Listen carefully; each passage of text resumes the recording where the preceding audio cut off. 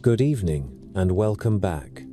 Tonight, we're exploring one of the earliest and most influential civilizations in the Americas, the Olmecs.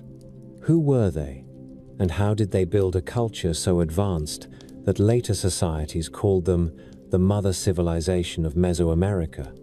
What do the giant stone heads mean?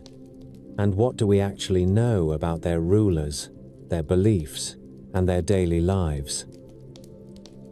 We'll look at where they lived along the Gulf Coast of Mexico, how their cities were organized, how they traded, and how their ideas shaped cultures like the Maya and the Aztecs that came after them. Although much about the Olmecs is still a mystery, their art, religion, and architecture left traces that changed history. As always, I'd love to know, where in the world are you listening from, and what time is it for you? Whether you are settling into bed, winding down from a long day, or simply curious about the past, I'm glad you're here. Now, let's begin.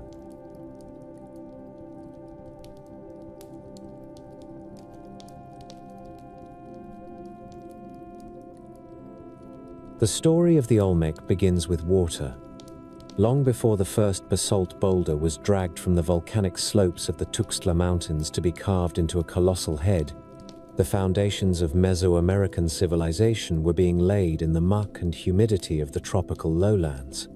It is a landscape defined by the Coatzacoalcos River, a serpentine body of water that winds through the modern state of Veracruz like a thick brown artery. Here the heat is physical and heavy. It presses down on the jungle canopy and rises in shimmering waves from the swamps. To the uninitiated eye, this region appears hostile and impenetrable, a place of malaria and mangroves where the ground itself seems liquid.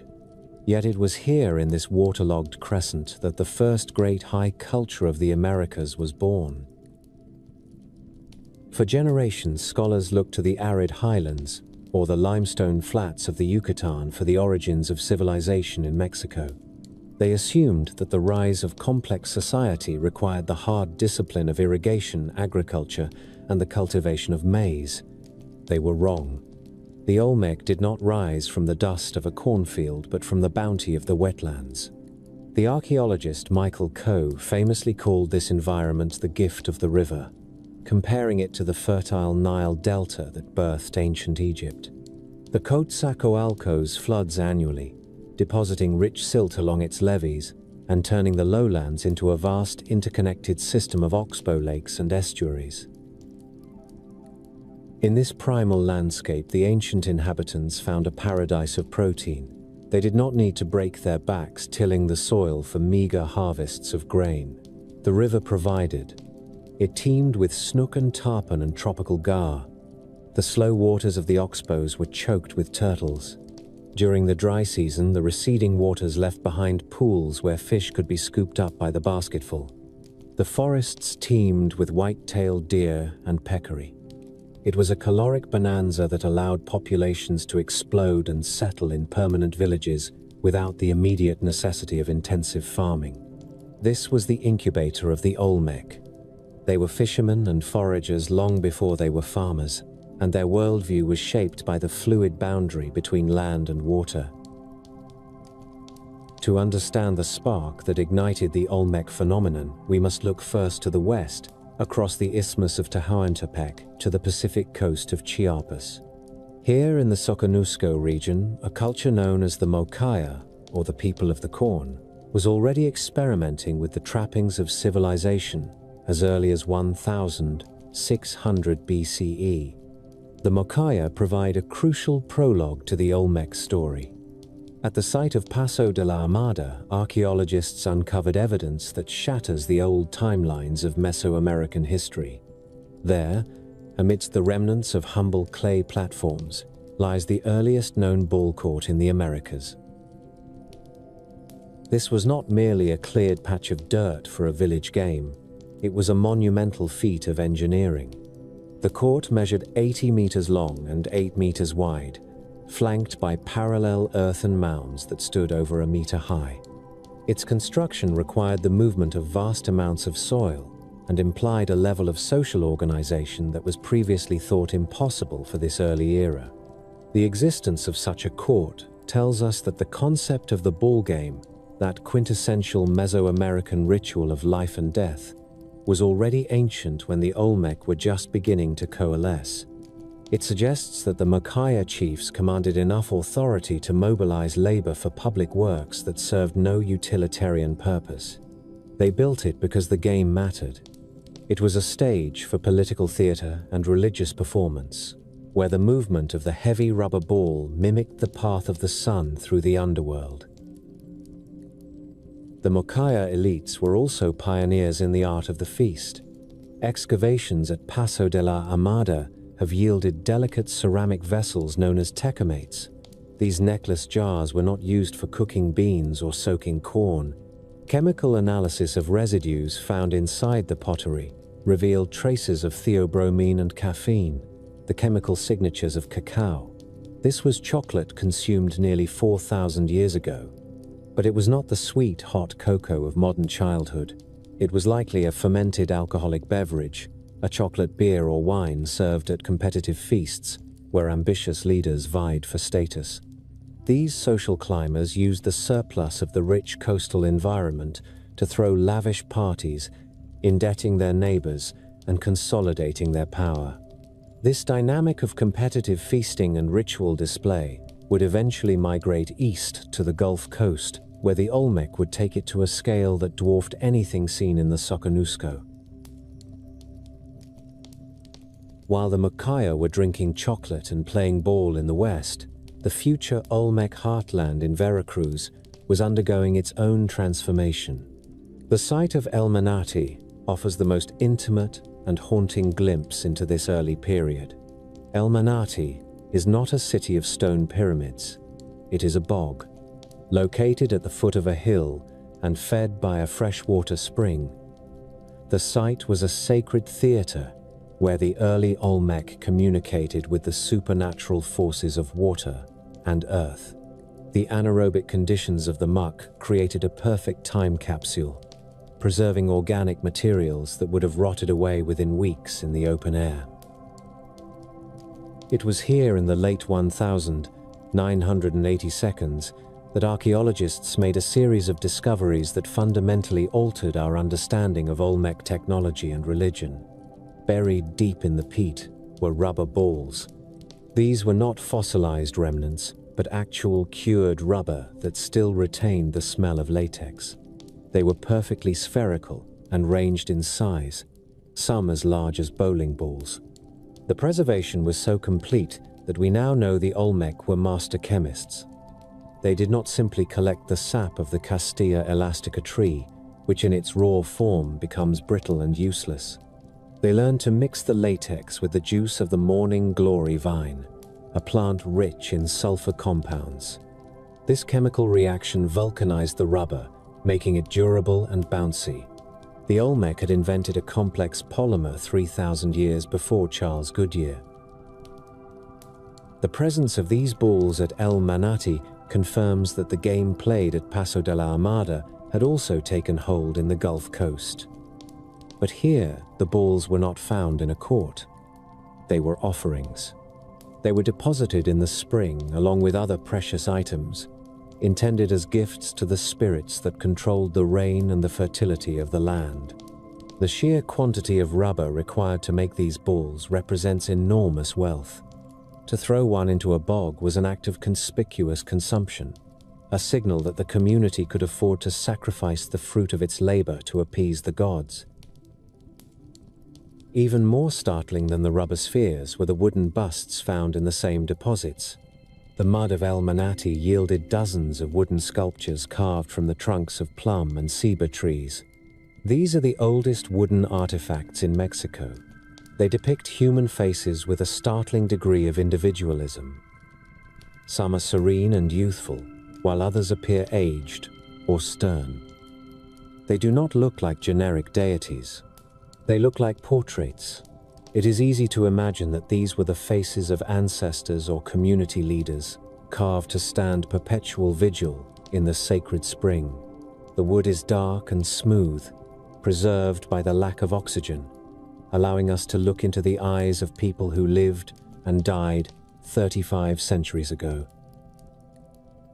The artists who carved these busts worked without metal tools. They used adzes made of stone and knives of obsidian, yet they achieved a sensitivity of form that rivals the later stone carving for which the Olmec are famous.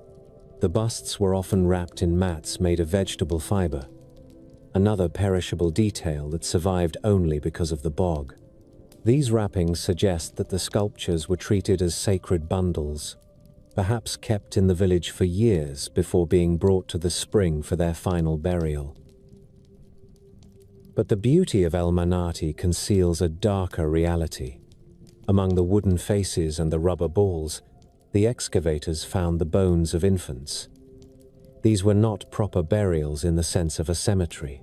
The skeletons were disarticulated and scattered, or sometimes associated with the other offerings in a way that suggests they were part of the sacrifice. The bones belong to newborns and even fetuses. It is a grim testament to the severity of the Olmec worldview. In a land where the floods could wash away a village or a drought could wither the forest, the gods were capricious and demanding. They required payment in the most precious currency available. The life of a child was the ultimate offering, a desperate trade for the stability of the cosmos. This practice of child sacrifice at El Manati foreshadows the obsession with the jaguar, or the divine infant that permeates later Olmec art. The intersection of human life, rain, and agricultural fertility was the central axis of their religion. The spring at El Manati was likely viewed as a portal to the underworld, a place where the water emerged from the earth, like blood from a wound. By placing the bodies of children back into the earth, the Olmec may have believed they were feeding the cycle of rebirth, ensuring that life would continue to flourish in the wetlands. As the centuries passed, the focus of power in the region began to shift. The egalitarian villages of the early period gave way to more stratified societies. The big men who organized the feasts and the ball games began to claim a divine right to rule. They controlled the best fishing grounds and the trade routes that brought obsidian from the highlands and jade from the south. The population density around the Quetzalcoatl's river grew until the levees could no longer contain the ambition of the rising elites. By 1400 BCE, the stage was set for a dramatic leap forward. The loose collection of villages and ritual sites was about to coalesce into something unprecedented in the Americas. A new power was rising on a large plateau that rose above the swamps, a place that offered command over the waterways and a platform for the display of absolute power. The era of the village was ending. The era of the city was about to begin.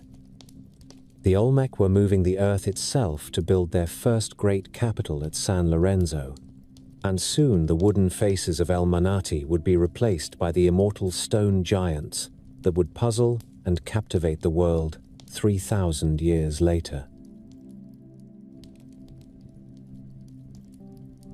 The rise of the Olmec was not a gradual accumulation of village upon village, but a sudden and deliberate assertion of will against the landscape. Around 1400 BCE, the scattered settlements along the Quetzalcoatl's river began to coalesce into something entirely new, a phenomenon that defies the slow evolutionary models of political complexity. In the heart of the sweltering wetlands, where the earth is often indistinguishable from the water, the people of the rubber country decided to build a mountain. This was San Lorenzo. To the untrained eye of the early 20th century visitors, it appeared to be a natural feature, a low plateau rising some 50 meters above the surrounding savanna. It was covered in jungle and tick-infested cattle pasture, scarred by deep ravines that looked like the work of ancient erosion. But looks were deceiving. When archaeologists began to peel back the layers of soil, they discovered that the plateau was an artifact. It was not a geological accident, but a human creation, the largest single construction project in the ancient Americas up to that time. The sheer scale of the endeavor is difficult to comprehend even in an age of mechanization. The Olmec moved 7 million cubic meters of earth to shape the plateau. They did not have the wheel. They did not have beasts of burden. They did not have metal tools.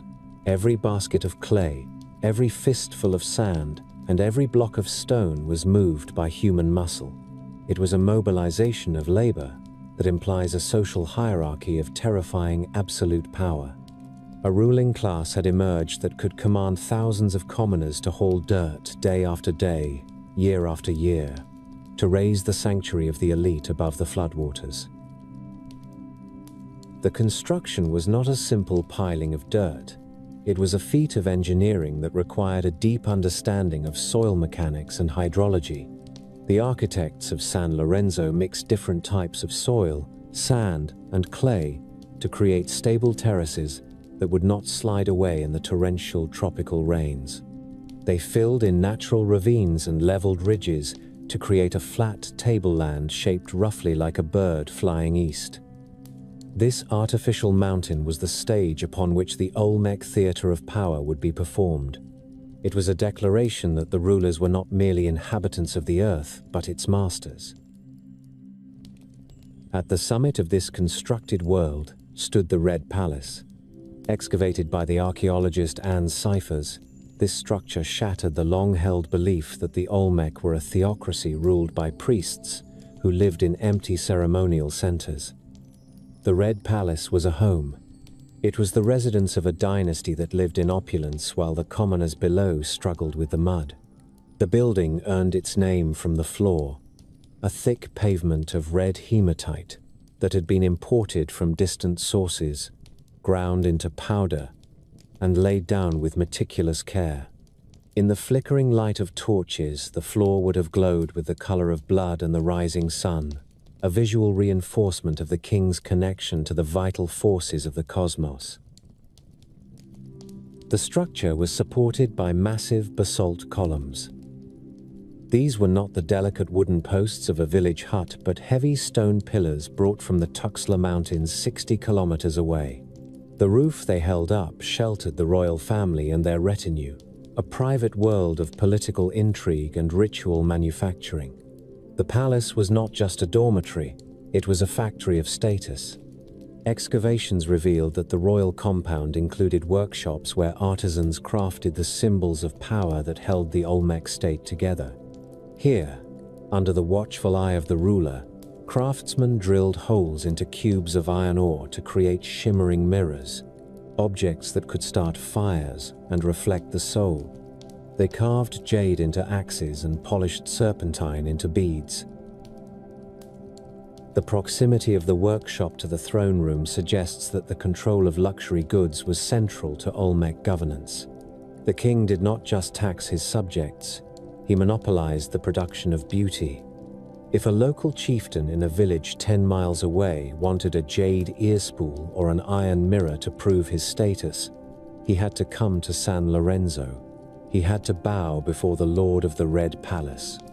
This monopoly created a web of debt and allegiance that bound the region together more tightly than any army could. Beneath the feet of the residents, the plateau was alive with water. One of the most sophisticated features of San Lorenzo was its hydraulic system. The Olmec buried long lines of U-shaped basalt troughs deep within the earthworks. These drains were fitted with lids and laid at precise gradients to channel water away from the ceremonial precincts. They were not sewage systems in the modern sense, but ritual plumbing, designed to manage the sacred element of water. In the rainy season, when the sky opened up and the plaza threatened to flood, these drains captured the deluge and directed it out of the sacred space, perhaps roaring from the mouths of stone jaguars or pouring into ritual pools. It was a demonstration of the king's ability to control the rain god himself. The stone used for these drains, like the columns of the Red Palace, came from the Tuxtlas. The logistics of moving this stone remains one of the great unsolved puzzles of American archaeology. The basalt boulders, some weighing 40 tons, had to be quarried in the mountains, dragged down to a navigable river, loaded onto massive rafts, floated downstream to the ocean, pulled up the Coatzacoalcos River, and then dragged up the steep slopes of the artificial plateau. Experimental archaeology suggests that this required a coordination of labor that bordered on the military. Hundreds of men would be needed to pull a single sled. The rafts would have required the trunks of giant ceiba trees. The timing had to be perfect, utilizing the high water levels of the rainy season to float the rafts and the dry ground of summer to drag the sleds. And yet, the Olmec did this not once but hundreds of times. They imported thousands of tons of stone, treating the basalt as if it were precious metal. The most famous of these imported stones were the colossal heads. 10 of these giants have been found at San Lorenzo, more than at any other Olmec site. They are the faces of the men who ordered the mountains to be moved. Each head is distinct. One has a frown and a helmet adorned with jaguar paws. Another smiles faintly, his helmet decorated with beads. They are portraits of specific individuals, likely the dynastic rulers who lived in the Red Palace. Recent research has uncovered a startling fact about these heads. They were recycled. Many of the colossal heads were carved from stone that had previously served as a massive rectangular throne.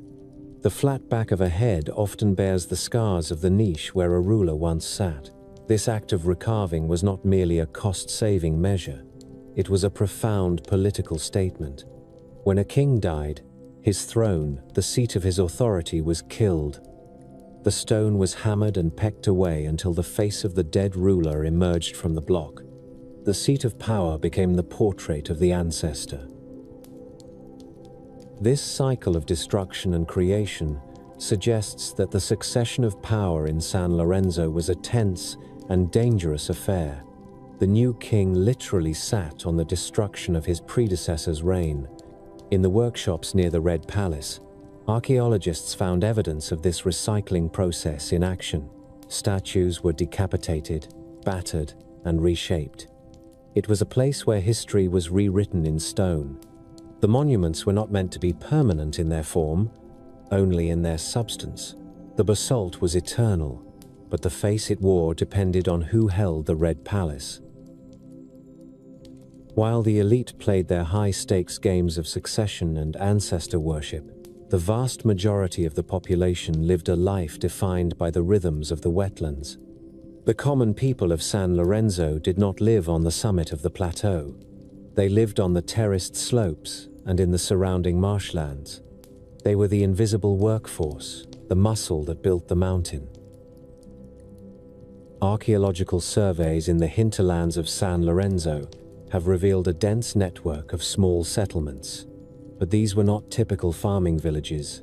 The Olmec commoners were masters of the swamp. They constructed hundreds of low earthen mounds, known today as ilotes, in the flooded areas north of the plateau. These tiny artificial islands served as base camps for fishing and hunting. They were elevated just enough to stay dry during the seasonal floods, allowing the fishermen to exploit the aquatic bounty year-round. The diet of the common Olmec was rich and varied. They were not as dependent on maize as the later Maya or Aztec. They ate snook and tarpon, snapping turtles and crocodiles. They hunted white-tailed deer in the upland forests and kept domestic dogs, which they fattened on corn and ate as a primary source of meat. The Great River was their larder. This protein-rich diet fueled the population explosion that made the labor drafts for the plateau possible. A hungry man cannot drag a 40-ton stone. The Olmec were well fed. The houses of the commoners were simple but effective. They were built of wattle and daub, a technique where a lattice of cane is plastered with mud and then whitewashed with lime. These structures were cool in the heat of the day and, if built on a low platform, dry during the rains. Though the cane and wood have long since rotted away, the burned clay daub often survives. preserving the impressions of the binding cords and the cane stalks, a phantom image of the house that once stood. Life in the shadow of the plateau was dictated by the demands of the center. When the red floor of the palace needed repaving, the commoners ground the hematite. When a new drain line was needed, they dug the trenches. When a king died, they dragged the stone for his head. In return, they received the spiritual protection of the ruler. The king claimed to be the axis mundi, the pivot of the world. He communicated with the rain god and the earth monster. He ensured that the river rose just enough to fertilize the soil, but not enough to wash away the ilotes. It was a social contract based on the management of cosmic risk. For 500 years, this contract held. San Lorenzo grew in power and arrogance. Its influence radiated outward, sending pottery and ideas as far as the highlands of central Mexico and the Pacific coast of Chiapas.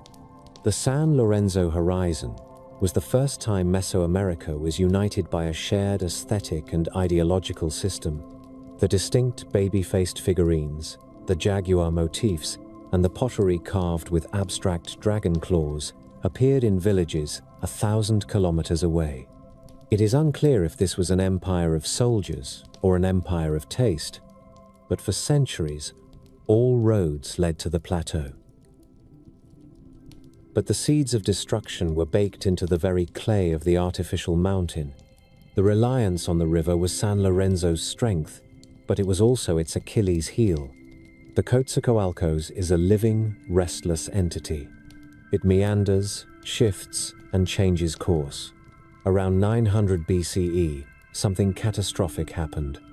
The archaeological record shows a sudden and violent cessation of activity. The workshops were abandoned. The Red Palace fell into ruin.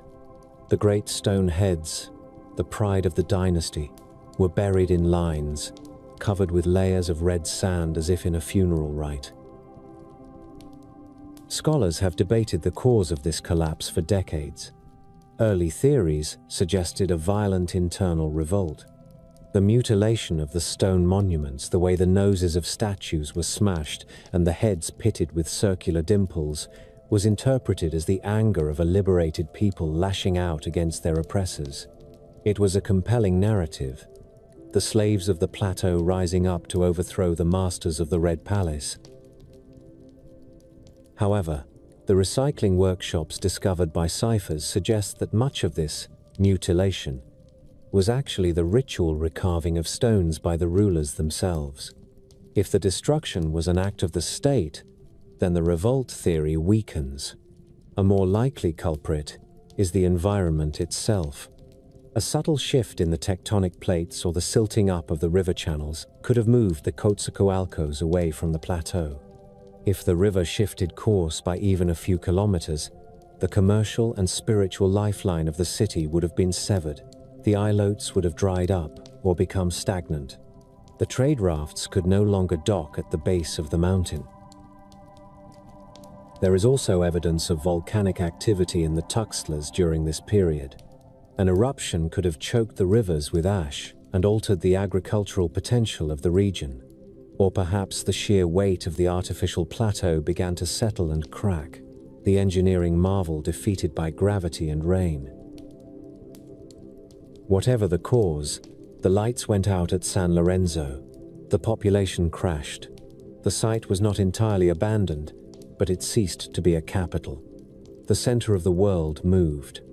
The survivors, carrying their memories and their gods, looked east. They moved toward the coast, to a sandy island in the middle of a different swamp, a place known to us as La Venta.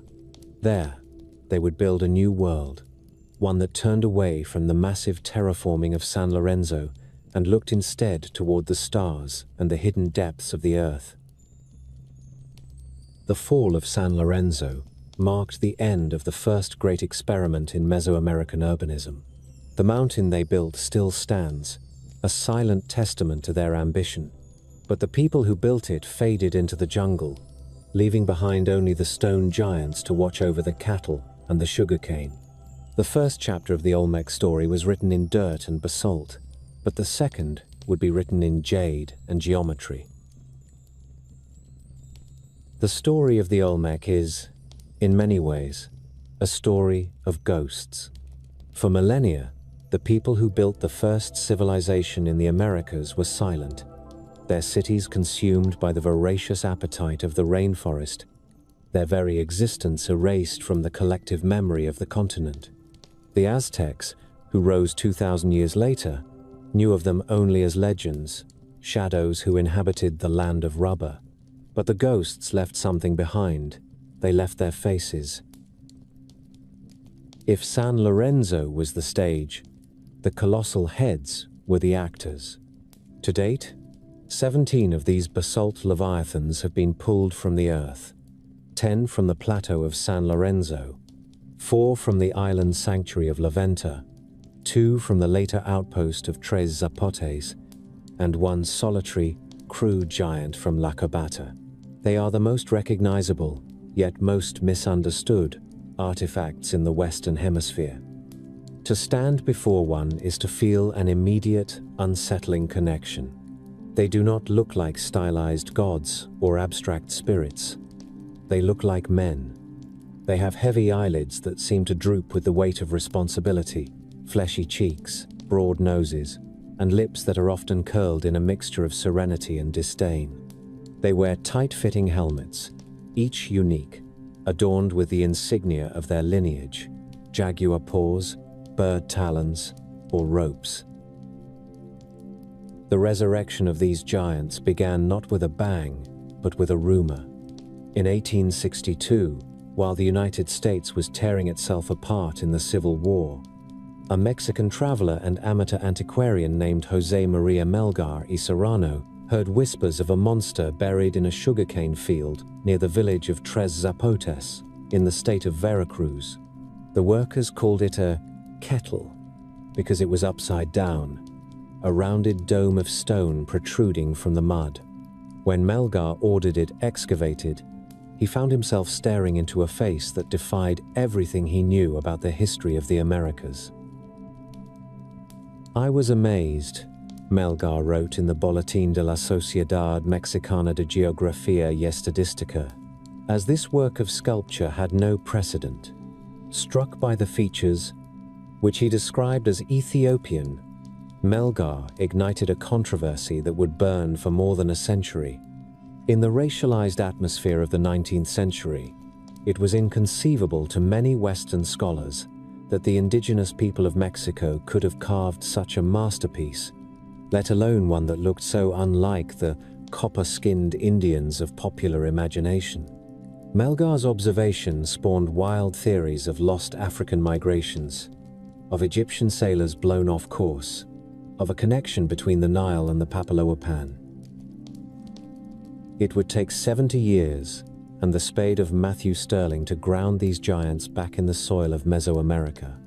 When Stirling arrived in the jungle in 1938, leading a joint expedition of the Smithsonian and the National Geographic Society, he was not looking for Africans. He was looking for context.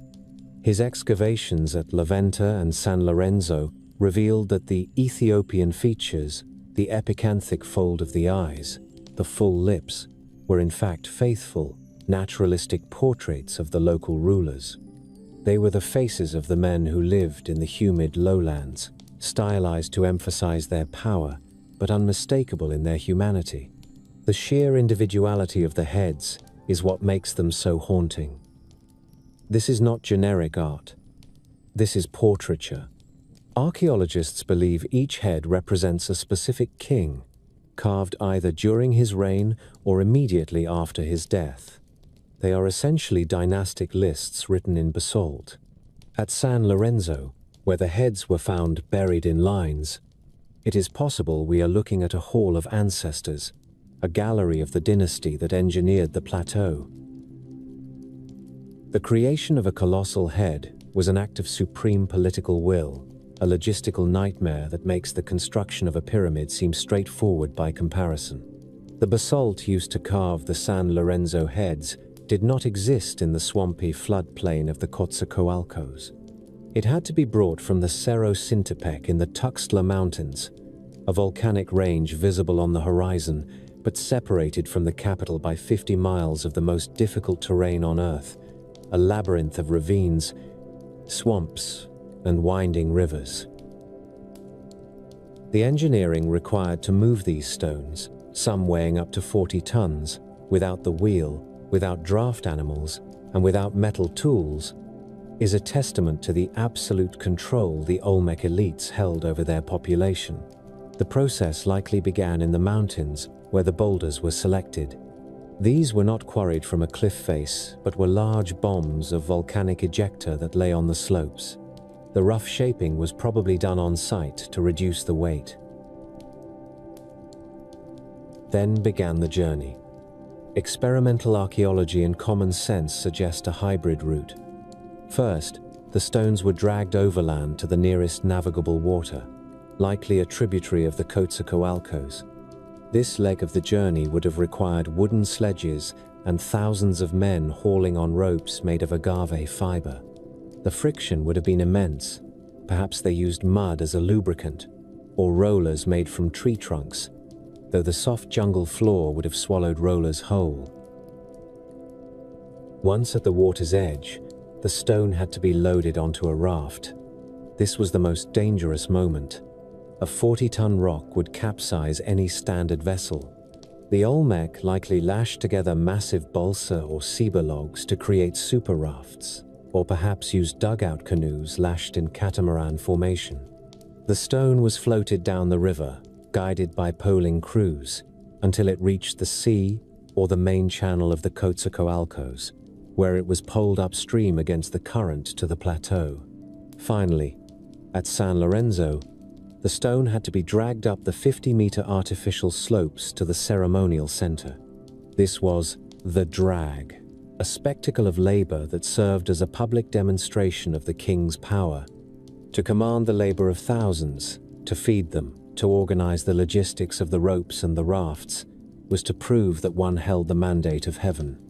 The stone was not just a material, it was a unit of political capital. But the story of the heads is not just about their creation, it is about their reincarnation. One of the most profound breakthroughs in Olmec archaeology, pioneered by Anne Cyphers and James Porter, is the realization that many of the colossal heads were not originally heads at all. They began their lives as thrones. The massive, rectangular altars found at San Lorenzo and La Venta, great blocks of stone with niches carved into the front, often depicting a ruler emerging from a cave, were actually seats of power. The king would sit on the flat top, towering over his subjects, literally sitting on the earth monster. When that king died, or perhaps when his lineage was threatened, the throne was killed. The process was violent and ritualistic. The throne was hammered with stone tools, large flakes struck off to remove the corners and the niche. The symbol of the office was destroyed to release the essence of the man.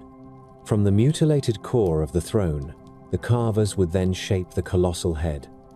The flat backs of many heads are the vestigial remains of the throne's top surface. The niche where the king once sat became the face of the king himself. This resiling explains why we find mutilated altars and pristine heads, but rarely pristine altars and mutilated heads in the same context. It was a cycle of soul transference. The basalt was considered a sacred substance, charged with the mana of the ruler. It could not be discarded.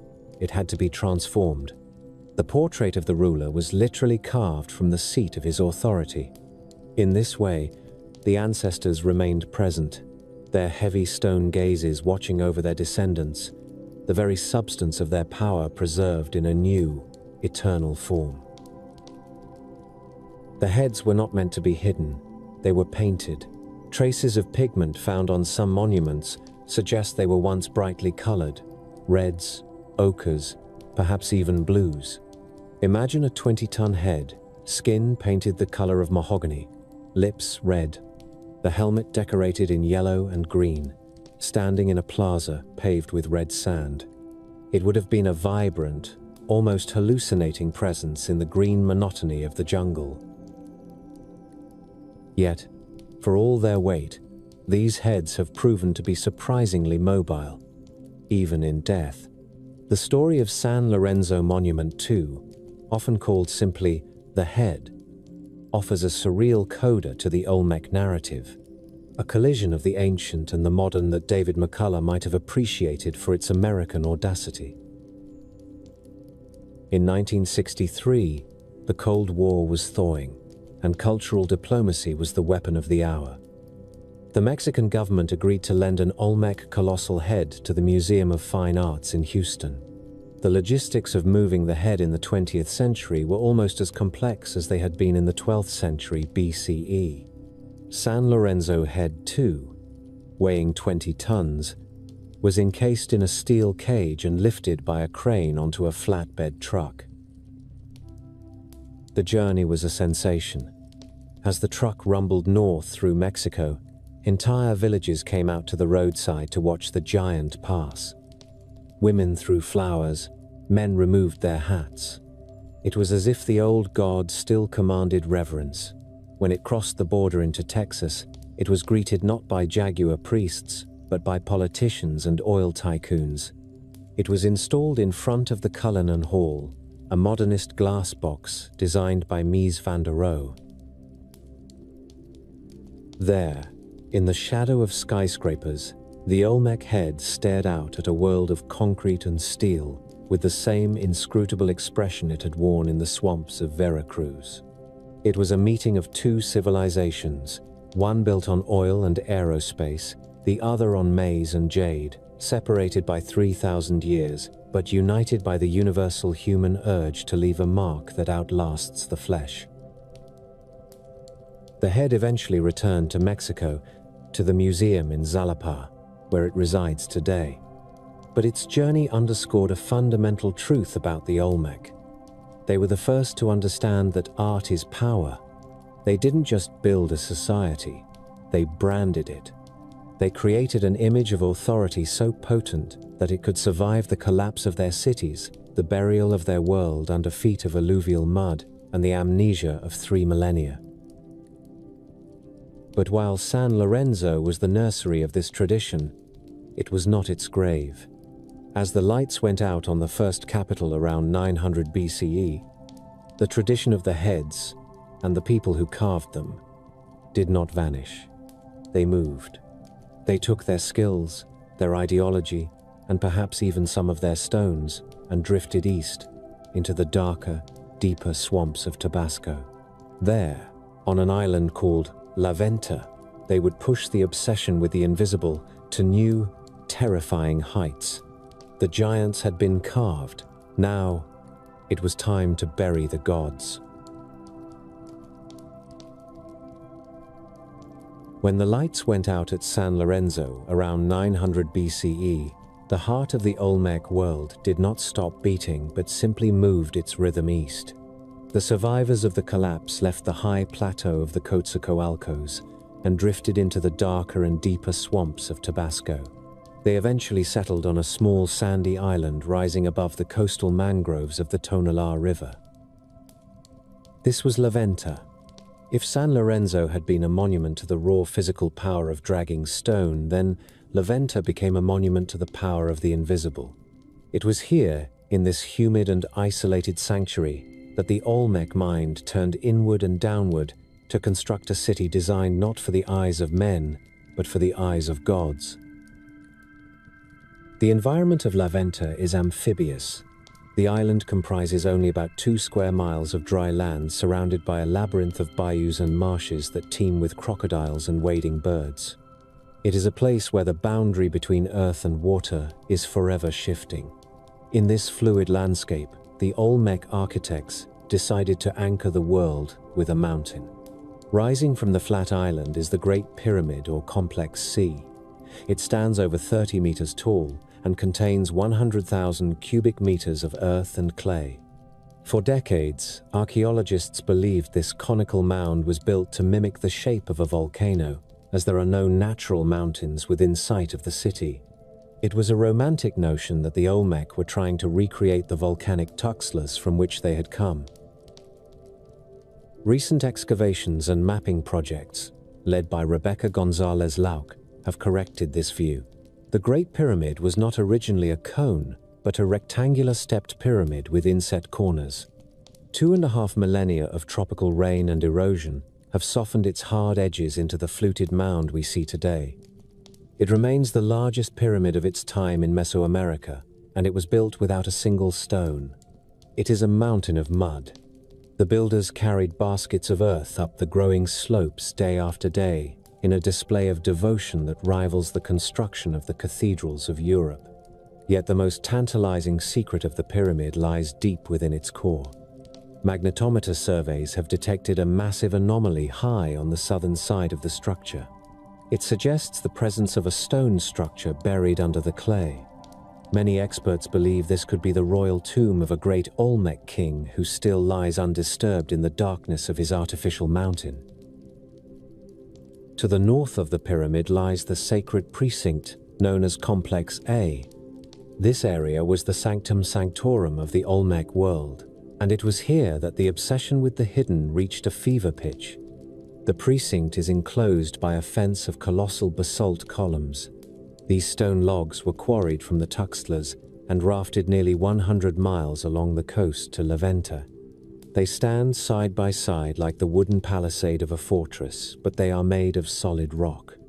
They demarcate a space that was likely forbidden to all but the highest elites and the priesthood. Inside this stone corral, the ground is not what it seems. In 1955, the archaeologist Matthew Stirling and his colleagues Philip Drucker and Robert Heiser began to peel back the layers of Complex A. What they found baffled the logic of Western economics and efficiency. They discovered that the Olmec had dug immense pits into the sandy floor of the island. These pits were not for foundations or reservoirs. They were for offerings. One of these features, known as Massive Offering, one measured roughly 15 feet by 20 feet and went down deep into the earth. At the bottom, the Olmec laborers had laid down 28 layers of rough serpentine blocks. These were not just a few stones. The deposit contained over 1,000 tons of green serpentine brought from distant mountains. The sheer waste is staggering. To quarry 1,000 tons of stone and transport it through swamps and rivers only to bury it immediately in a pit is an act of conspicuous destruction that has few parallels in history. It was a statement of absolute wealth and absolute piety. The king was demonstrating that he possessed so much power and controlled so much labor that he could afford to throw a fortune into a hole in the ground. But the offering was not just a display of wealth, it was a cosmological battery. By planting this massive quantity of green stone which represented water and life and maize, the Olmec were feeding the earth. They were recharging the energy of the world to ensure that the sun would rise and the rain would fall. Above these massive pits, the Olmec created artworks of haunting beauty that were never meant to be seen. These are the mosaic pavements. 3 of them were found in Complex A. They are formed from hundreds of bricks of green serpentine arranged to create the stylized face of the Olmec dragon, or the jaguar of the underworld. The image is abstract and geometric, with a cleft head and diamond-shaped eyes. The artisans who laid these floors did so with the precision of jewelers. When the face was complete, they did not invite the public to admire it. Instead, they immediately covered it with a layer of colored clay. The use of color in these buried layers provides a glimpse into the sensory world of the Olmec. The archaeologists found layers of olive green clay and blue clay and vibrant pink clay. There were floors of red hematite and yellow sand. The excavation profiles looked like a layer cake of rainbows. These colors likely had specific directional and symbolic meanings that we can only guess at today. The pink clay used to cap the mosaics is particularly distinctive and appears nowhere else in the site. It was a ritual sealant, a skin placed over the face of the god before he was consigned to the darkness. The mosaic pavements were transient masterpieces created for an audience of one. They existed to be made and then to be hidden. The obsession with burial extended to the rulers themselves. In the heart of Complex A, the excavators found the House of the Dead. This was Tomb A, or the basalt column tomb. It is a small room constructed entirely of the same basalt pillars that surround the precinct. The columns lean inward to form a roof, creating a dark and narrow chamber. When Sterling entered this tomb, he found the floor covered in a layer of red cinnabar powder. Cinnabar is mercury sulfide, and its brilliant blood-red color made it the sacred substance of the soul and the afterlife throughout Mesoamerica. Lying in the red dust were the remains of 2 bundle burials. The acid soil of the jungle had eaten away the organic textiles and most of the bones, but the hard enamel of teeth remained. These teeth told a tragic story.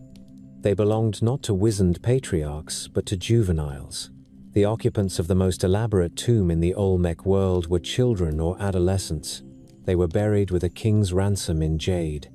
There were beautiful figurines of pale green stone and beads in the shape of clamshells, and a stingray spine made of jade. The presence of these young royals in such a holy place suggests that the bloodline of the ruler was itself divine. Their youth did not diminish their importance.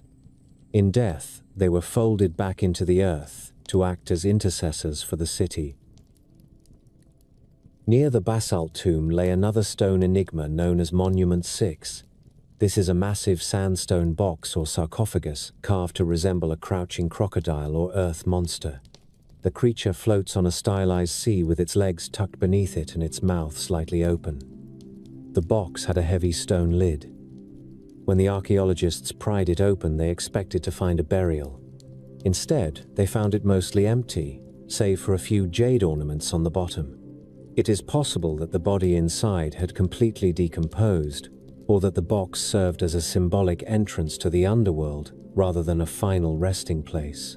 The image of the crocodile is potent. To the Olmec, the surface of the earth was the back of a great saurian floating in the primordial sea. To be placed inside the stone crocodile was to return to the womb of creation. The most famous discovery at La Venta, however, was not a massive ton of rock, but a small and intimate scene frozen in time. This is Offering 4. Found in 1955, this cache consists of 16 small figurines and 6 slender jade celts or axes. The figures are between 6 and 8 inches tall. 15 of them are carved from jade or serpentine and depict the classic Olmec ideal with elongated heads and delicate features. But one figure is different. It is made of rough granite. The arrangement of these figures is what makes the offering so compelling. The 6 jade celts are stood upright in a line, forming a backdrop like the stele of a ceremonial center. The granite figure stands with his back to these stones. The 15 jade figures stand in a semicircle facing him. It looks like a courtroom or a council meeting, or perhaps a lineup. The jade figures seem to be watching the granite figure with intense focus. Is he a captive being judged? Is he a new ruler being presented to the ancestors? Is he an initiate? The granite figure is made of cheaper material, yet he stands in the position of authority, or at least central attention. The scene becomes even more fascinating when we consider the archaeological context. The figures were found buried upright in a floor of red clay, but they were not just buried and forgotten. Archaeologists found a distinct shaft or hole that had been dug down from a higher level directly over the offering. This inspection hole stopped just above the heads of the figurines and then was filled back in. This means that generations after the scene was buried, someone at La Venta knew exactly where it was and dug down to check on it. This is a powerful example of social memory. The Offering 4 scene was a history that the Olmec verified and revisited. It was a story written in stone that the living consulted to ensure the continuity of their world. The jade itself tells a story of trade and influence. The green stone used at La Venta is distinct from the stone used at San Lorenzo. Much of it has been traced to the Motagua River Valley in what is now Guatemala. This is a source located hundreds of miles away, across rugged mountains and hostile territories. The fact that the Olmec could secure tons of this precious material suggests a network of long-distance merchants and diplomats who traveled the length of Mesoamerica. Jade was not just a pretty stone. It was permanent water. It was frozen life. In a world where crops could wither and people could die, jade was the one thing that remained green and cool and alive. To bury it was to plant the seeds of eternity. The artists of La Venta did not limit themselves to the small and the hidden. They continued the tradition of the colossal heads, but with a new refinement. 4 heads were found at La Venta. They are slightly smaller than the giants of San Lorenzo, but they are carved with a sensitivity that borders on the serene. Monument 1 from La Venta is perhaps the most famous Olmec image in the world. The ruler wears a helmet decorated with jaguar claws. His face is broad and wise with a slight frown that conveys a heavy burden of leadership. These heads were placed in a line at the northern edge of the ceremonial precinct, facing out toward the swamps, as if guarding the city from the chaotic forces of the wild. The rulers of La Venta also commissioned massive tabletop thrones, similar to those at San Lorenzo. Altar 4 is a masterpiece of political propaganda. It depicts a ruler sitting in a niche that represents the mouth of a cave. He holds a rope that winds around the base of the monument and binds a captive carved in relief on the side. The cave mouth is the portal to the underworld, and the ruler sits at the threshold mediating between the ancestors and the living. He controls the rope of kinship and the rope of captivity. He is the center of the universe. Altar 5 offers a softer but no less powerful image. On this throne, the ruler sits in the niche holding a limp or jaguar baby in his arms. The infant has the snarling mouth of a feline and the cleft head of the maize god. This is the prince. It represents the heir to the throne and the promise of agricultural renewal. On the sides of the altar, other figures hold other wriggling supernatural infants. The message is clear. The king is the nurturer. He holds the future in his lap. The juxtaposition of the captive on altar 4 and the baby on altar 5 encapsulates the dual nature of Olmec kingship. The ruler must be a warrior who binds his enemies and a father who nurtures the gods. The layout of La Venta itself was a cosmic diagram. The city is oriented 8 degrees west of true north. This was not a mistake of surveying. It was a precise alignment with the stars. Although the specific star or constellation has shifted over 3,000 years due to the wobble of the Earth, this orientation likely tracked the path of a celestial body associated with the maize god or the jaguar. The city was a machine for tracking time. The long mounds and the central plaza were designed to stage rituals that moved in harmony with the heavens. When the priests marched in procession through Complex A, they were walking along an axis that connected the earth to the sky. Life for the common people of La Venta was lived in the shadow of this sacred geometry. They lived in pole and thatch houses on the river levees, farming the rich alluvial soil and fishing in the bayous. Their diet was rich in protein from the aquatic life of the delta. They ate excessive amounts of turtle and dog and fish. They provided the labor that built the mud mountain and dug the massive pits. In return, they received the spectacle of the rituals. They watched the smoke rise from the top of the pyramid and heard the sound of the conch shell trumpets echoing over the plaza. They saw the king emerge from the red palace wearing the skin of a jaguar and the green feathers of the quetzal. They believed that his performance kept the universe from falling apart. But the universe of La Venta was fragile. The city thrived for 400 years, a beacon of civilization in the swamp. It drew merchants and pilgrims from across Mesoamerica. It exported its style and its gods to the highlands of Mexico and the jungles of the Pacific coast. But around 400 BCE, the end came. It was not a slow fade, but a violent termination. The altars were smashed. The faces of the monuments were chipped away. The great statues were decapitated. This was not the work of invaders who destroy out of hatred. This was a ritual killing. The monuments were neutralized. The spirits that inhabited the stone were released. The city was abandoned to the encroaching jungle. The reasons for this collapse are lost. Perhaps the river changed its course again, leaving the island high and dry. Perhaps the social contract between the corn farmers and the Jade Kings finally broke under the weight of the massive offerings. Or perhaps the calendar simply ran out, and the priests decided that the cycle of La Venta was finished. The people moved on. They drifted west toward the Tuxtlas and the site of Tres Zapotes, where the flame of Olmec culture would flicker for a few more centuries. But the Golden Age was over. The great experiments in terraforming and the obsessive burying of wealth would never be repeated on such a scale.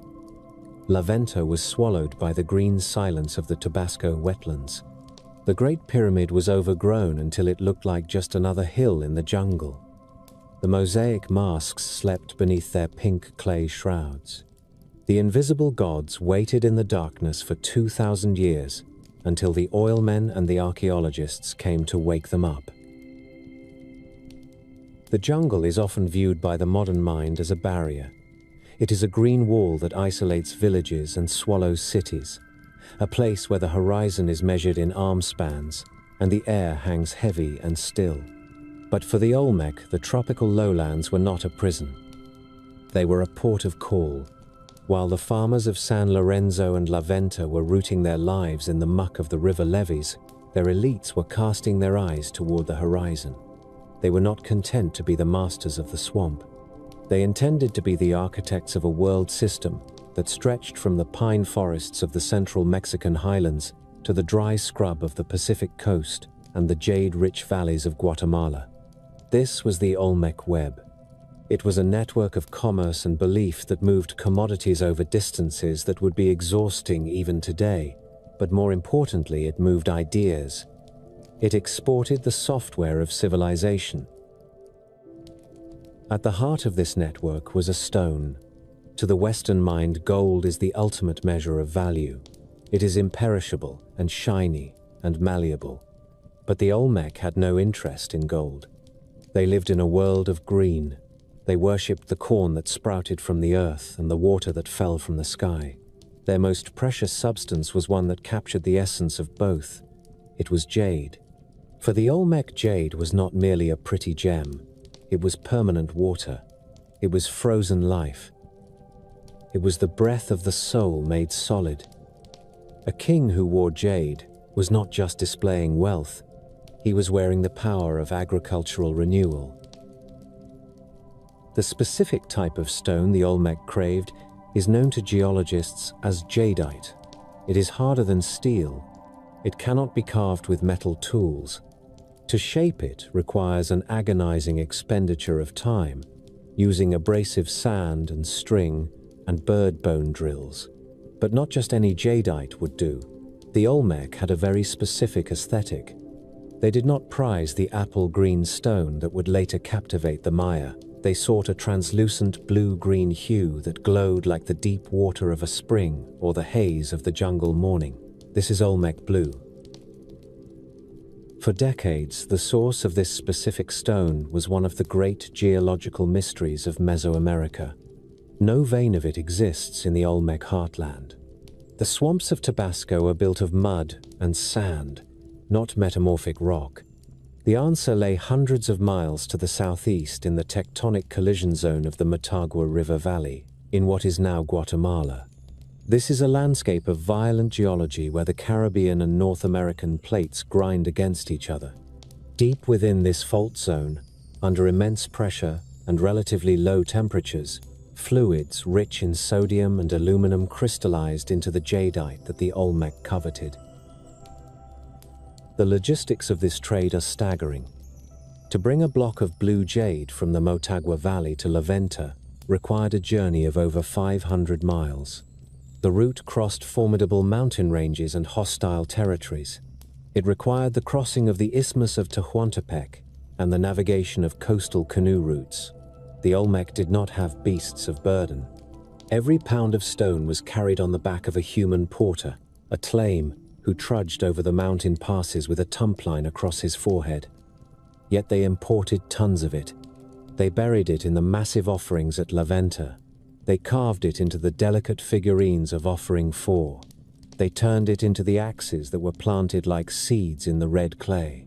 The existence of this supply chain implies a class of long-distance merchants who were part diplomat and part adventurer. These men, likely the precursors to the Aztec Pochteca, walked the Jaguar Road to bring the life-giving stone back to the waiting kings. But the web carried more than stone. It carried the very concept of what it meant to be civilized. This diffusion of Olmec style has sparked the fiercest intellectual battle in the history of American archaeology. It is a fight over the paternity of Mesoamerican culture. It is the war between the mother culture and the sister culture. On one side stands the mother culture hypothesis. This view, championed by pioneers like Matthew Stirling and Miguel Covarrubias, and later by Michael Coe, holds that the Olmec were the singular originators of complexity in the region. They argue that the Olmec invented the package of civilization, the pyramids, the ball game, the calendar, the divine kingship, the rain god, and exported it to the less developed savages of the highlands and the coasts. In this view, the Olmec were the Greeks of the New World, the font of all high culture. The presence of Olmec pottery and symbols in places like Oaxaca or the Valley of Mexico is seen as evidence of Olmec colonization, or at least heavy-handed missionary work. They were the teachers. Everyone else was a student. On the other side is the sister culture hypothesis. Proponents like Kent Flannery and Joyce Marcus argue that this is a simplistic and colonialist reading of history. They contend that by 1200 BCE, there were many sophisticated societies developing simultaneously across Mexico.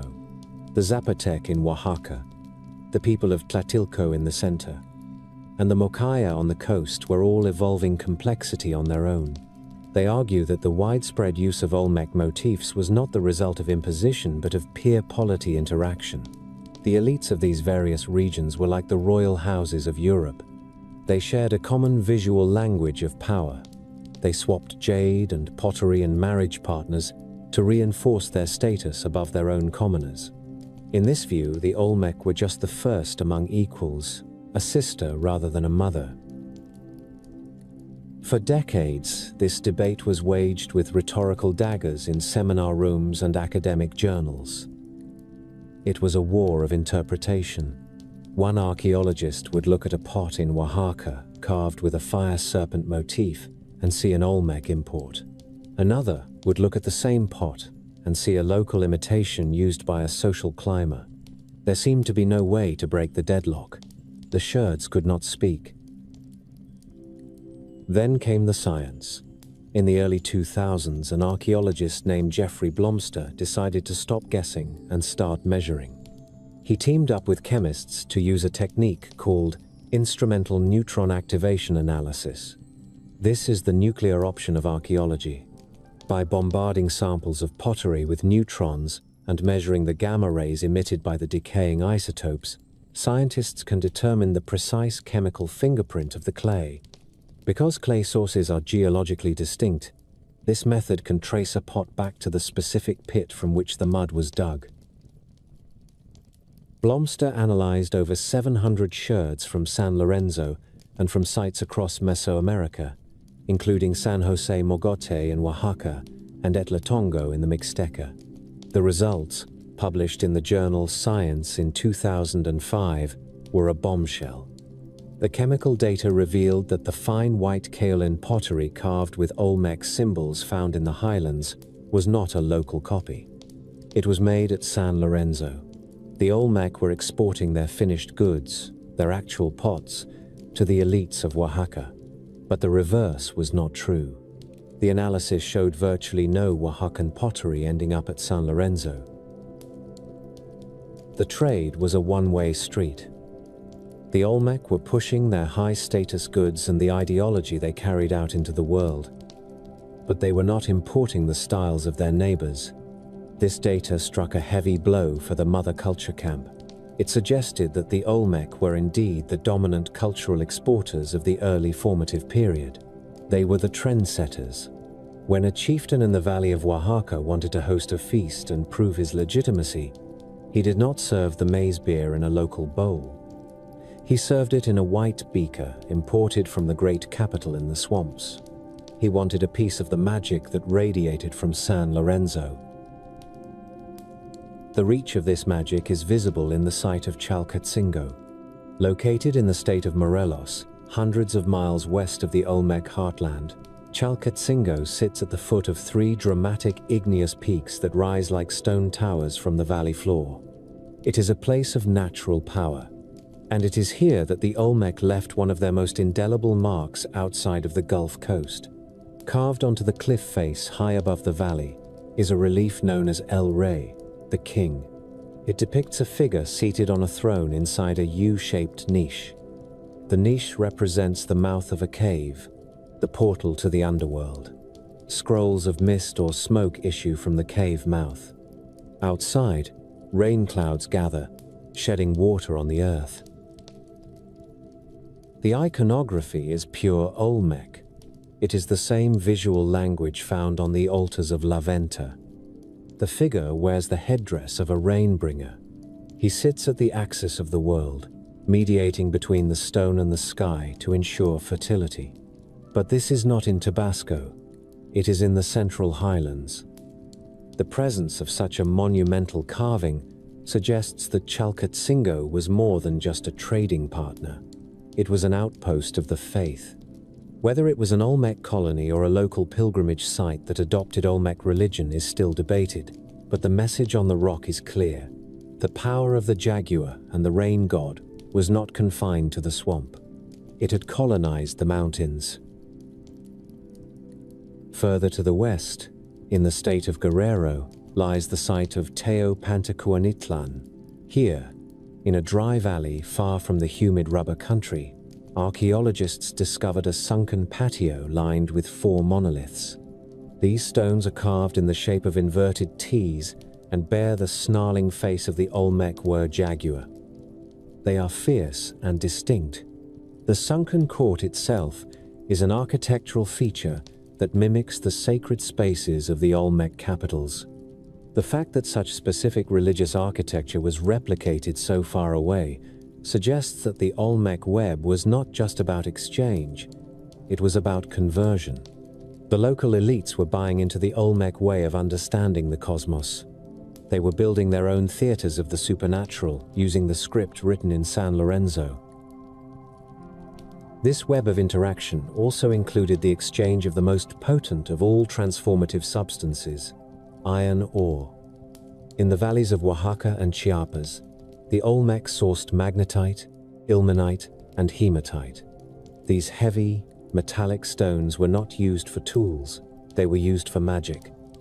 Olmec artisans, particularly those at San Lorenzo, mastered the incredible skill of grinding these ores into concave mirrors. These mirrors are marvels of prehistoric technology. Some have focal lengths that are precise to within millimeters. When worn on the chest of a ruler, a mirror would catch the sun and flash with a blinding brilliance, literally turning the king into a source of light. They could also be used to start fires, a trick that must have seemed like a miracle to the uninitiated. To summon fire from the cold sun was the ultimate proof of divine favor.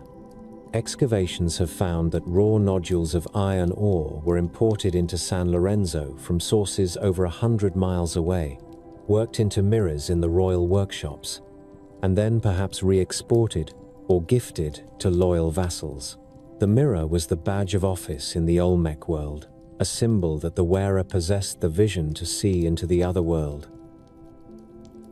We must also consider the invisible commodities. Along the Jade Road and the river routes traveled the perishable goods that have left no trace in the archaeological record, but which surely fueled the engine of commerce. The feathers of the quetzal and the macaw, the skins of the jaguar, the salt from the coastal pans, and perhaps most importantly, the cacao. As we saw in the earliest days of the Marquesa, chocolate was the social lubricant of Mesoamerica. By the time of La Venta, the Olmec were consuming it in vast quantities. Chemical residues from vessels at San Lorenzo and El Manati prove that cacao was being prepared and served. It is likely that the Olmec heartland, with its perfect climate for growing Theobroma cacao, became the prime producer of the bean for the highlands. They were the suppliers of the drink of the gods. A feast without cacao was a failure. A marriage alliance without the exchange of chocolate was void. By controlling the production of this addictive and stimulating luxury, the Olmecs secured a hold over the social lives of their neighbors that was as strong as any army. The Olmec web was thus a complex tapestry of the hard and the soft. It was built on the back-breaking labor of moving jade and basalt, but it was sustained by the allure of the exotic. It was a system where the center defined the periphery. San Lorenzo and La Venta were the Romes of their day, the places where style was set, where the gods lived, and where the power of the earth was harnessed. The lords of Oaxaca and Chiapas and Guerrero looked to the Gulf Coast and saw a model of what they wanted to be. They imported the pottery and the mirrors and the jade because these things carried the charisma of the civilized. But webs are fragile things. They depend on the tension of the strands. If the center collapses, the periphery drifts away. As La Venta reached its apogee, the web was taut and vibrating with energy. The blue jade flowed north, and the iron ore flowed south. The ideas of the jaguar and the maize god permeated the consciousness of 1 million people who spoke a dozen different languages. The Olmec had succeeded in creating the first Mesoamerican world system. They had knit the disparate geographies of the continent into a single interaction sphere. Yet, even as the merchants walked the trails and the rafts floated down the rivers, the seeds of change were being sown. The very success of the Olmec model meant that their neighbors were learning. The students were becoming masters. In the valleys of Oaxaca, the Zapotec were beginning to carve their own stones and build their own mounds. In the Maya lowlands, the first stirrings of a new giant were being felt. The Olmec had shown them how to be kings. Soon, they would no longer need the mother to hold their hand. The story of the Olmec is not just about the kings who sat on the thrones, but about the people who carried the weight of those thrones. It is about the women who ground the corn and the men who fished the lagoons. As we turn our gaze from the grand networks of trade to the intimate spaces of the household, we find a different kind of history. It is written not in jade, but in clay and bone and the daily rhythms of survival. The great basalt heads of San Lorenzo and the jade masks of La Venta tell us a great deal about how the Olmec wished to be seen. They project an image of absolute, masculine power, of kings who could command the earth and the stone. But history is not only written in monuments, it is written in the refuse of daily life, in the broken pottery swept into the corners of a patio, in the gnawed bones of a family meal, and in the small clay dolls held in the hands of children. To understand the Olmec fully, we must turn our eyes away from the glare of the royal plazas and look into the shadows of the cane-walled houses where the vast majority of the people lived, loved, and died. For decades, the common people of the Olmec heartland were invisible to archaeology. They were assumed to be a simple peasantry, the faceless muscle that moved the rocks. But recent excavations at sites like El Remolino and in the hinterlands of San Lorenzo have begun to illuminate their lives with startling clarity. The picture that emerges is not one of downtrodden slaves, but of a resilient, amphibious people who were masters of their wet and shifting world. The typical Olmec house was a structure born of the jungle. It was built of wattle and daub, a technique where a lattice of cane or sticks is woven together and then plastered with thick river mud. This created a wall that was durable when dried by the sun but flexible enough to withstand the tremors of the earth. The roof was a steep thatch of palm fronds, designed to shed the torrential rains that hammer the Gulf Coast for half the year. These houses were not isolated shacks. They were often arranged in clusters around a central patio, forming a compound where an extended family lived and worked together. At El Remolino, located just a few kilometers from the royal plateau of San Lorenzo, archaeologists found the footprints of these lives preserved in the sediment. They found the remains of sleeping benches made of compacted clay, sometimes heated from beneath to ward off the damp chill of the tropical night. They found hearths where the cooking fires burned continuously, the smoke drifting up to blacken the thatch and keep the mosquitoes at bay. And most importantly, they found the trash. The garbage of the Olmec commoner reveals a diet that would be the envy of many modern gourmands.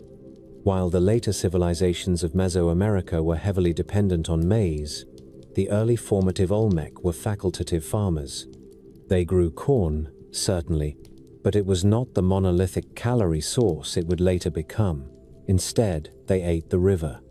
The archaeological middens are packed with the bones of snook and tropical gar, fish that grow to enormous sizes in the lazy currents of the Coatzacoalcos. They ate turtles in staggering quantities. The muddy banks of the Oxbow lakes were teeming with mud turtles and snapping turtles, a source of protein that could be easily harvested by women and children. During the dry season, as the floodwaters receded, the Olmec practiced recession harvesting, scooping up fish and turtles trapped in the shrinking pools. They smoked the surplus meat over slow fires, preserving it for the lean months.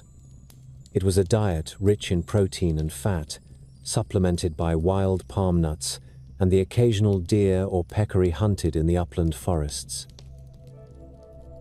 But there was another source of meat, one that sits uncomfortably with modern sensibilities. The Olmec loved dogs, not as pets, but as livestock.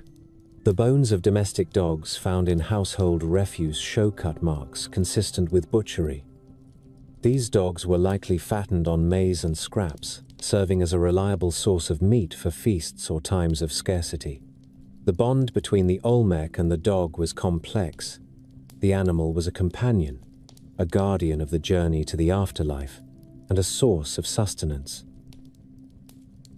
Within these households, the division of labor was not as rigid as once thought.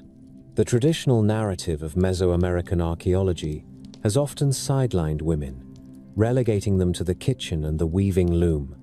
But the artifacts tell a different story. In the trash pits of San Lorenzo and La Venta, mixed in with the fish bones and the broken pots, are thousands of ceramic figurines.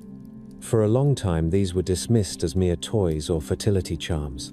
But a closer look by scholars like Anne Cyphers and Billy Follansbee has revolutionized our understanding of Olmec gender.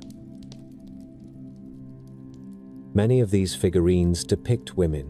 They are not the shy, retiring figures of Victorian imagination. They are shown in positions of authority and activity. Some wear the helmet-like headdresses associated with the ball game or ritual combat. Others stand in assertive poses, wearing elaborate costumes that mirror the regalia of the stone monuments. Follansbee's analysis suggests that the costumes on the great stone heads and altars are not exclusively male. The heavy belts, the capes, and the pectoral ornaments are gender-neutral or ambiguous. This opens up the tantalizing possibility that women in Olmec society could hold high office, perhaps even ruling as queens or serving as powerful priestesses. The figurines also give us a glimpse into the intimate rituals of the home. Unlike the terrifying state religion of the great centers, with its jaguar gods and massive offerings, domestic religion was personal. The figurines were likely used in healing ceremonies, broken intentionally to release their power or take illness away from the body. They represent a little tradition that ran parallel to the great tradition of the kings, a folk religion managed largely by women who acted as the spiritual guardians of the family. To walk down the street of an Olmec village would be to see a people who had physically reshaped themselves to set themselves apart from the animal world. The most striking aspect of the Olmec appearance was the shape of their heads. This was not genetic. It was a deliberate, painful work of art. Beginning shortly after birth, while the skull of the infant was still pliable, the Olmec mother would bind the head of her child with tight cloth wraps or wooden boards. This process, known as cranial modification, forced the skull to grow upwards and backwards, creating a tall, pear-shaped profile. Why would a mother inflict such discomfort on her newborn? The theories are many. Some scholars argue that the elongated head was meant to mimic the shape of an ear of corn, the sacred plant that sustained life. By shaping the child's head, the parents were dedicating them to the maize god, turning the human body into a vessel of agricultural fertility. Others, like Peter First, have argued that the shape was meant to resemble the jaguar, the supreme predator of the jungle. The high, cleft forehead seen in so many Olmec sculptures is the jaguar paw motif, a sign of power and shamanic potential. Whatever the symbolic reason, the social function was clear. To have a modified head was to be a proper human being. It was a permanent marker of identity that distinguished the civilized Olmec from the barbarians of the forest. It was a signal that one had been cared for, that one belonged to a lineage that knew the proper rituals of life. The modification of the body extended to the teeth. High-status Olmecs filed their incisors into points or inlaid them with small discs of jade and pyrite. When a king smiled, his mouth flashed with green and gold, a terrifying display of wealth and hardness. This was a society where the boundary between the body and the ornament was blurred. The jade ear spools, the heavy necklaces, the mirrors strapped to the chest. These were not just jewelry. They were parts of the social self, extensions of the soul. And what of the soul? The Olmec did not view the human spirit as a single, indivisible spark enclosed within the body. Their view of the self was permeable and expansive. This brings us to the most debated and electrifying concept in Olmec studies, the Nahual. In the indigenous belief systems of Mesoamerica, which almost certainly have their roots in the Olmec past, powerful individuals possess a coessence or a spirit double in the animal world. This is the Nahual. A great king does not just rule men, he shares a soul with a jaguar.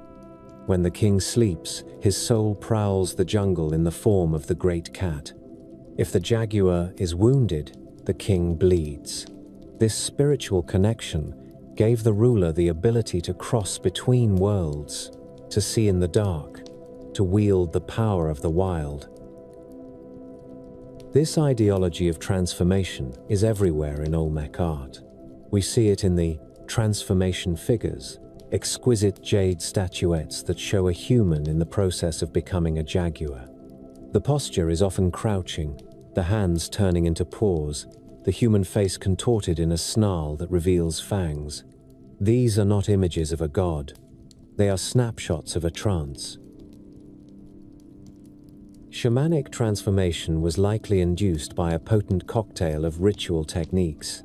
The Olmec were master herbalists. The jungle pharmacy provided the Bufo marinus toad, whose glands secrete a powerful hallucinogen. It provided the morning glory seed and the psilocybin mushroom. It is easy to imagine the scene in the sanctuary of the Red Palace or the enclosed court of La Venta, the air thick with copal incense, the rhythmic chanting of the priests, the king consuming the sacred substance and beginning to shake, his eyes rolling back as the human world dissolved and the jaguar soul took over.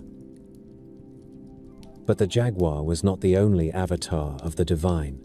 For years, scholars described the strange, pouty-mouthed figures in Olmec art as were jaguars. But recent iconographic studies have complicated this picture.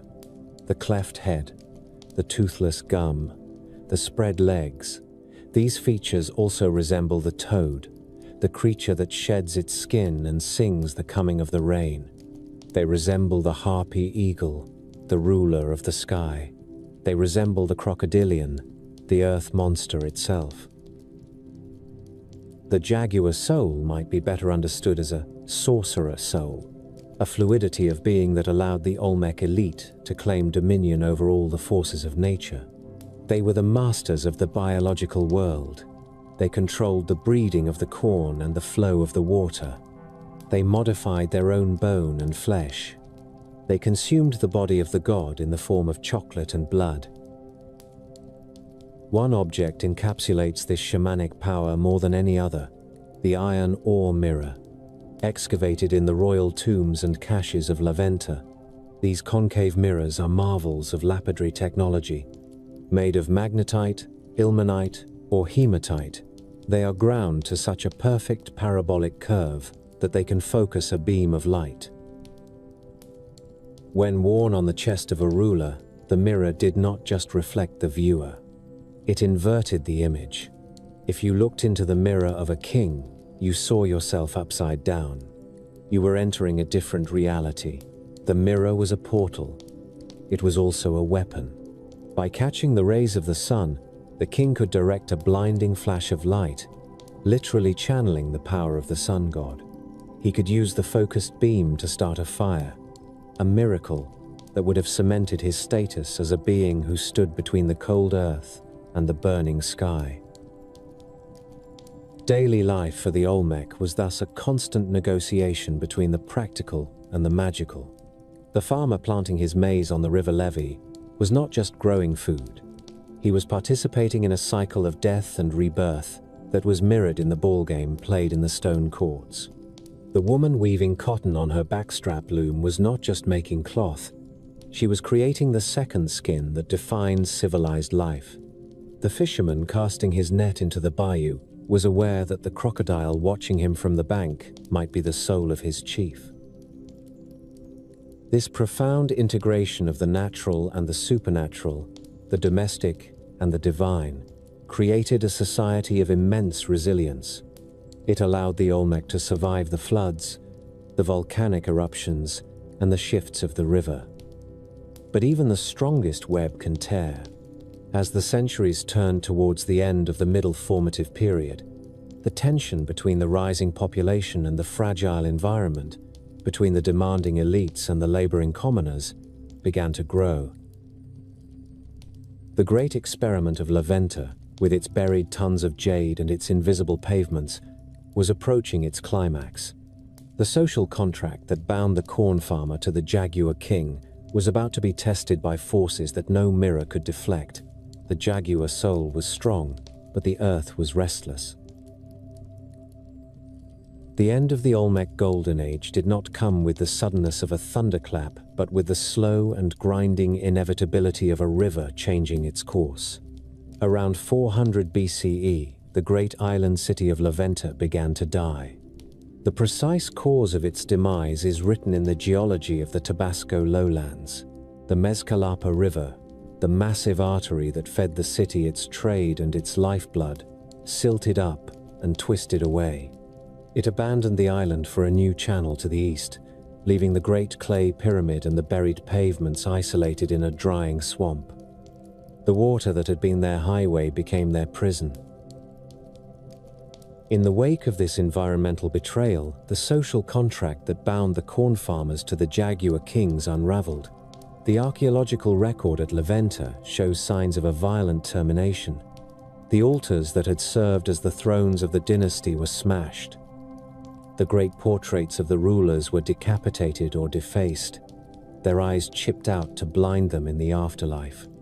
This was not merely the vandalism of invaders, but the ritual neutralization of power by a people who had lost faith in the ability of their lords to command the rain and the earth.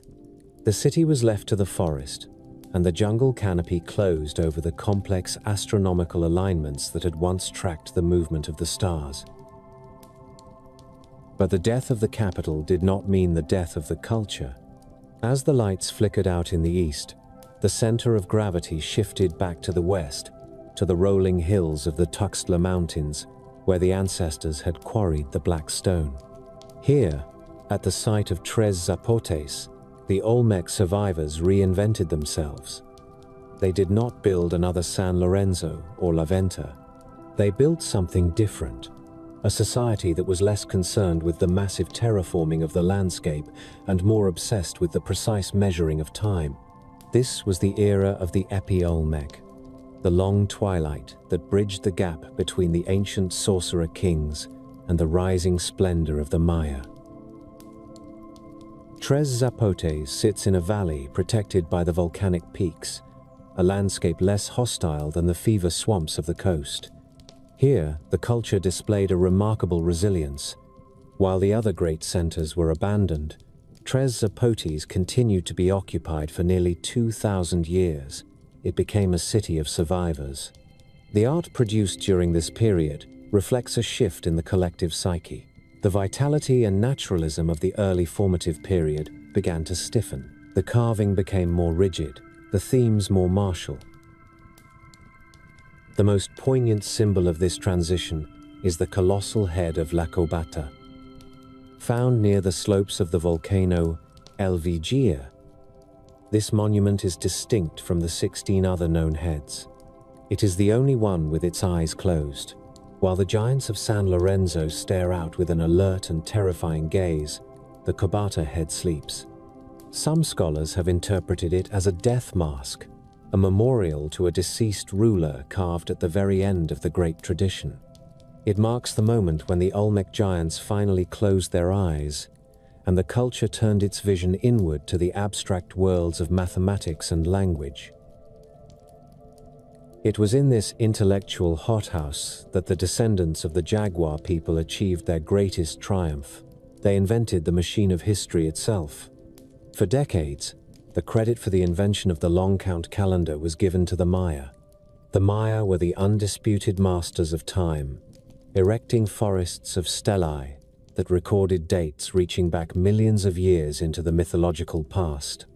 But in 1939, Matthew Stirling proved that the Maya were merely the inheritors of an older genius. On a hot January morning at Tres Zapotes, Stirling's team unearthed a fragment of a basalt monument that had been reused by a local farmer to grind corn. It was the bottom half of a stela, designated Stela C. One side bore an abstract face of a Wer-Jaguar or rain deity, stylized and geometric, but the other side bore a series of bars and dots. Stirling, who knew the Maya system of counting, recognized the column of numbers immediately. It was a date. He calculated the sequence: 7 baktuns, 16 katuns, 6 tons, 16 unals, 18 kins. In the correlation used to align the native calendar with the Christian one, this date corresponded to September 3, 31 BCE. The academic world was stunned. Here was a date that preceded the earliest known Maya stela by 3 centuries. It was found not in the jungles of the Petén, but in the heartland of the Olmec. The reaction from the Maya establishment was fierce and dismissive. The great J. Eric S. Thompson, the Dean of Maya Studies, argued that the date was a mistake, or that the system used at Tres Zapotes was different from the Maya system. He could not accept that the primitive Olmec had beaten the Greeks of the New World to the concept of the zero and the calculation of deep time. But Stirling was right. Years later, the top half of Stela C was discovered, and the initial coefficient was confirmed as a 7. The Olmec had indeed created the long count. They had conceptualized time not just as a cycle of seasons, but as a linear river that flowed from a fixed point in the mythological past. This invention changed the nature of power. A king could now anchor his reign in the stream of history. He could link his accession to the birth of gods and the movement of planets. History was no longer oral and malleable. It was mathematical and permanent. The intellectual revolution at Tres Zapotes went beyond numbers. It extended to the written word. The Olmec had used symbols for centuries: the fire serpent motif, the crossed bands, the cleft maze. But these were ideograms, ideas represented by pictures. The Olmec took the final step.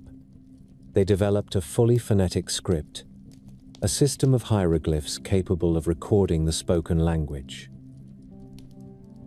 The evidence for this literacy comes from a handful of precious objects that are among the most enigmatic in the Americas.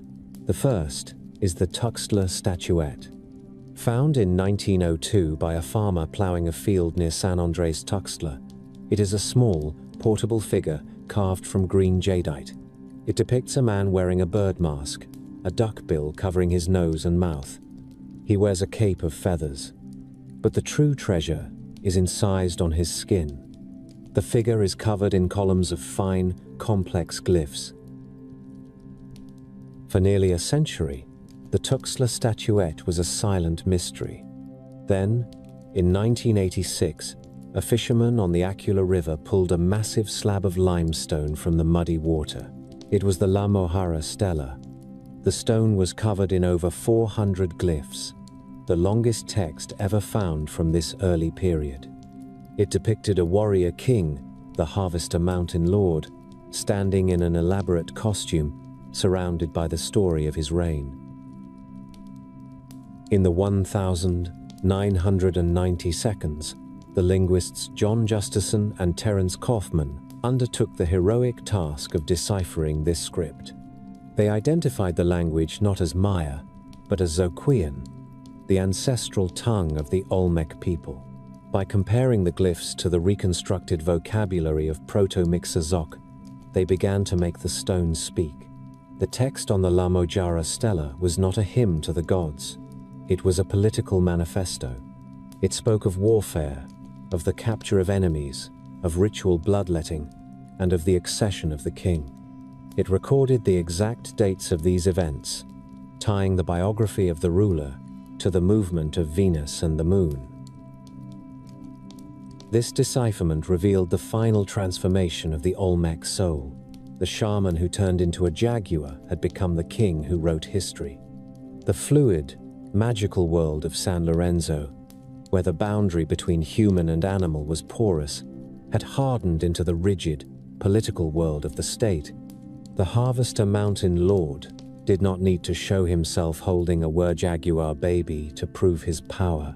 He proved it with a text that could be read by his subjects and his enemies. Yet, even as they mastered time and writing, the political cohesion of the Olmec heartland was fracturing. The environmental pressures that had destroyed La Venta continued to mount. Volcanic eruptions in the Tuxtlas covered the fields in ash. The river systems remained unstable. The population, now dense and stratified, pressed against the limits of the land.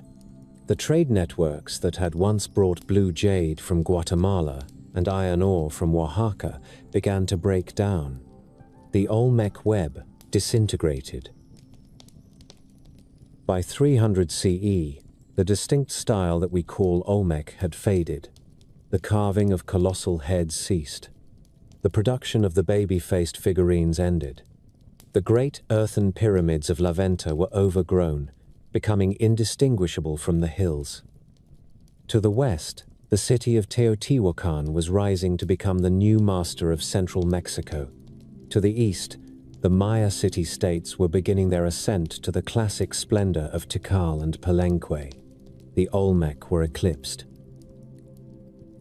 But they did not vanish. A culture does not die when its monuments stop being built.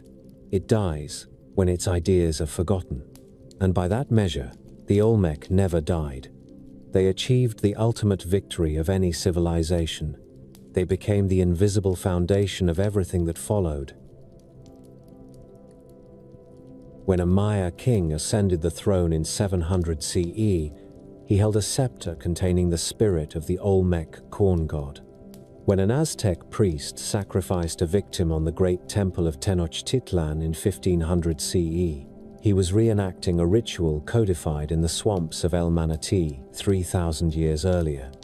The ball game, the calendar, the concept of the 4 quarters of the universe, the association of the color green with life and royalty. the jaguar as the avatar of the night sun. All of these were Olmec inventions. They were the mother culture, not because they ruled an empire of soldiers, but because they ruled an empire of the mind. The Olmec were the pioneers who walked into the wet, chaotic wilderness of the Gulf Coast and saw a geometric order. They looked at the shapeless mud and saw a pyramid. They looked at a rough boulder and saw the face of a king. They looked at the stars and saw a clock. In the humid silence of the tropical lowlands, they lit a fire of human creativity that would burn for 3 millennia, a fire that was eventually extinguished by the Spanish conquest, but whose embers still glow in the indigenous communities of Mexico today. The story of the Olmec is the story of the first great American experiment. It is a testament to the sheer audacity of the human spirit, the will to build a mountain where there was none, to carve a face that would outlast the flesh, and to write a name that would defy the erasing hand of time. They were the people of the rubber country, the jaguar children, the giants in the earth. And as long as the basalt heads stare out from the museums of Salapa and Villahermosa, keeping their silent watch over the modern world, the Olmec will never truly be gone.